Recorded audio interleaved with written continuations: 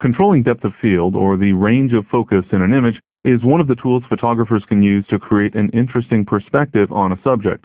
In situations where you either didn't contemplate using narrow depth of field or your camera simply isn't able to achieve a narrow depth of field, which is common for many point-and-shoot cameras, you can easily create the desired effect in the Elements editor using one of the guided edit options.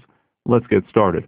I have a picture of a bulldozer here, and I like the bulldozer, but I wish the background was blurred a little bit more. I wish there was a narrower depth of field here, and so I'm going to use this guided edit tool to make that happen. I'll go ahead and switch to the guided edit mode, and then from the lens effects section, I'll click on depth of field. The depth of field guided edit has two options. I have a simple option or a custom option.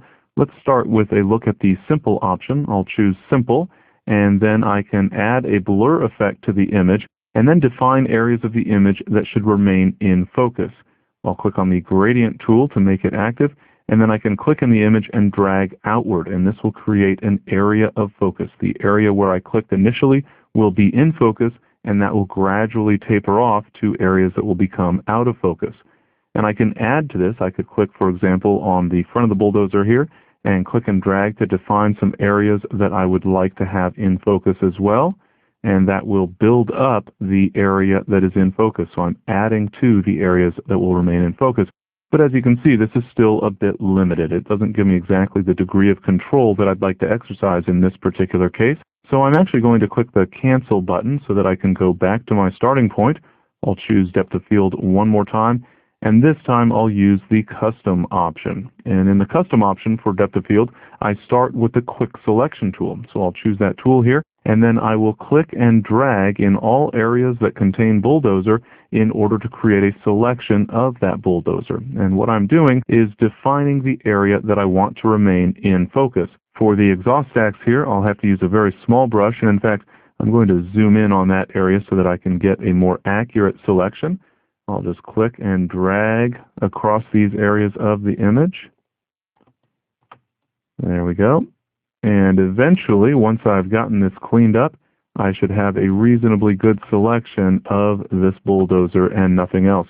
Now, along the way, you'll notice that I'm getting some areas of the sky selected, but that will be very easy to select in just a moment. And in fact, I have some areas of the wheat field over on the right-hand side of the image that are also selected.